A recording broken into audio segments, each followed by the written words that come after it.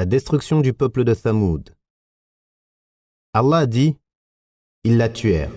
Alors il leur dit, jouissez de vos biens dans vos demeures pendant 3 jours encore. Voilà une promesse qui ne sera pas démentie. On rapporte que lorsqu'ils tuèrent la chamelle, Qudar ibn Sarif fut le premier à la frapper de son épée, qu'Allah le maudisse.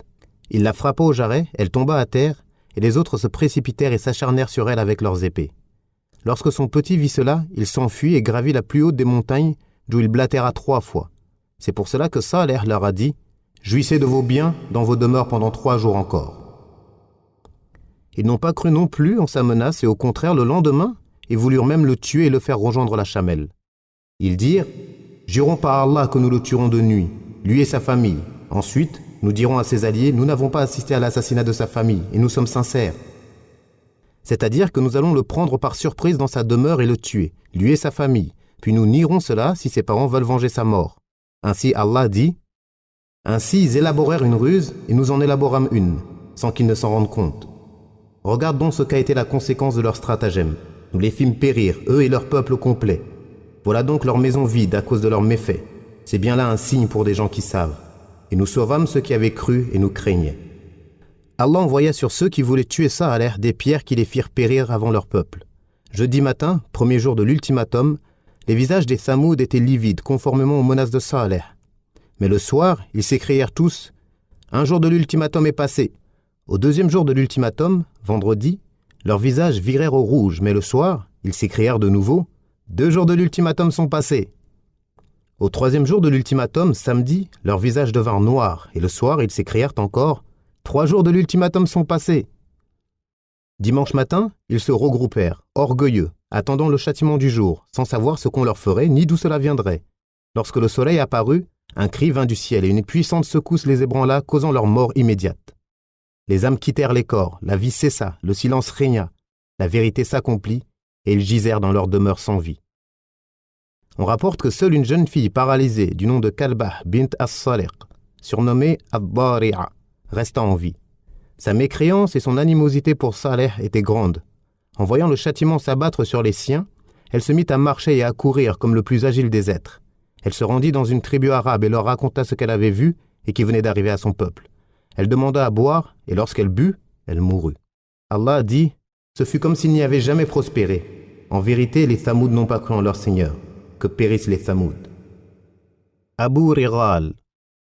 Jabir rapporte que lorsque le messager d'Allah passa près d'Al-Hijr, il dit à ses compagnons, « Ne demandez pas de signe, car le peuple de Saleh l'a fait et la chamelle leur a été envoyée. Elle venait de ce col et y revenait, mais les Thamoud désobéirent au commandement de leur Seigneur et la tuèrent. Elle buvait leur eau un jour et ils buvaient de son lait un jour. Ils l'ont tuée et un cri venant du ciel les surprit, les extermina tous, à l'exception de l'un d'entre eux qui était sur le territoire sacré d'Allah. Ils dirent, « Qui est-il, ô messager d'Allah ?» Il dit, il s'agit d'Abu Righal, et lorsqu'il sortit du territoire sacré, il fut anéanti comme les siens. Ismaïl ibn Umayya rapporte que le prophète passa devant la tombe d'Abu Righal et dit, « Savez-vous qui c'est » Les compagnons dirent, « Non, Allah et son messager sont plus savants. » Il dit, « C'est la tombe d'Abu Righal, un homme du peuple de Thamoud qui était sur le territoire sacré d'Allah, et ceci l'a protégé contre le châtiment d'Allah. Mais lorsqu'il en sortit, il fut anéanti comme les siens. Il fut inhumé ici avec une branche en or. » Abd al-Razzaq rapporte d'après Ma'mar qu'Az-Zuhri a dit Abu Righal et Abu Thaqif. La chaîne de transmission de ce hadith ne remonte pas jusqu'au prophète, mais il est rapporté par une autre chaîne de transmission complète, comme l'a rapporté Muhammad ibn Ishaq dans As-Sira.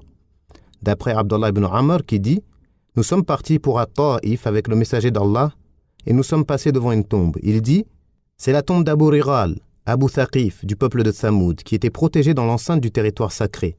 Mais lorsqu'il en sortit, il fut anéanti comme les siens à cet endroit. Il fut enterré ici, et le signe de cela est qu'il fut enterré avec une branche en or. Si vous creusiez, vous la trouveriez. Les gens se précipitèrent et extrairent la branche.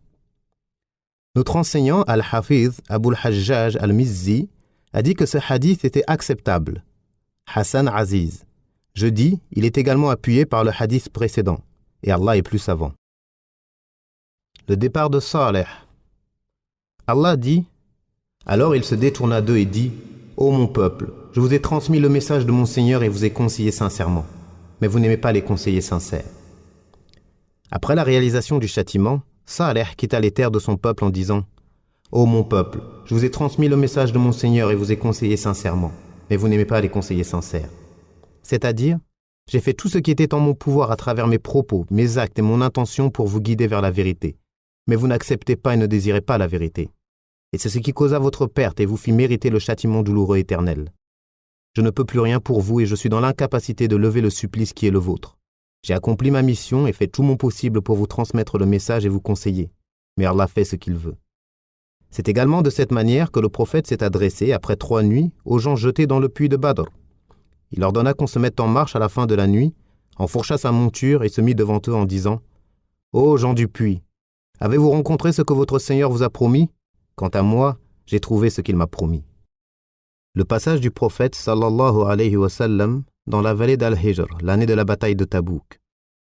Ibn Omar rapporte « Lorsque le messager d'Allah fit halte, l'année de Tabouk, à Al-Hijr près des demeures des Thamoud, les gens puisèrent de l'eau dans les puits des Thamoud.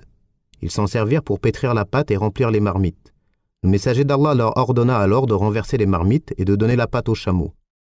Puis il les conduisit jusqu'au puits où buvait la chamelle, et il leur interdit d'entrer dans les demeures du peuple qui fut châtié. Il leur dit « Je crains que ne vous touche ce qui les a touchés, n'entrez donc pas chez eux. » Toujours selon Ibn Omar, le messager d'Allah dit, alors qu'il se trouvait à Al-Hijr, « N'entrez pas dans les demeures de ceux qui ont été châtiés, à moins que ce soit en pleurant. Si vous ne pleurez pas, n'y entrez pas de peur que ne s'abatte sur vous ce qui s'est abattu sur eux. » Dans une autre version, on rapporte que lorsque le prophète est arrivé près de leur demeure, il baissa la tête, pressa sa monture et interdit aux gens d'entrer dans leur demeure, si ce n'est en pleurant. Dans une autre version encore, « Et si vous ne pleurez pas, forcez-vous, de peur que ne s'abatte sur vous ce qui s'est abattu sur eux. » Muhammad ibn Abi Kabsha al-Anmari rapporte d'après son père, « Lors de la bataille de Tabouk, les gens se pressèrent pour entrer dans les demeures des gens de Al-Hijr. Cela parvint au prophète qui fit appeler à la prière en commun. Je me rendis à ses côtés et je le vis sur sa monture, disant « Pourquoi entrez-vous chez des gens sur lesquels s'est abattue la colère d'Allah ?» Un homme dit « Nous nous étonnons de leur cas, ô messager d'Allah. » Il répondit « Voulez-vous que je vous informe d'une chose plus étonnante encore ? Un homme parmi vous qui vous informe de ce qui existait avant vous et ce qui sera après vous. Alors restez fermement sur la voie droite, car rien n'empêchera Allah de vous châtier, et viendront des gens qui ne pourront rien pour eux-mêmes.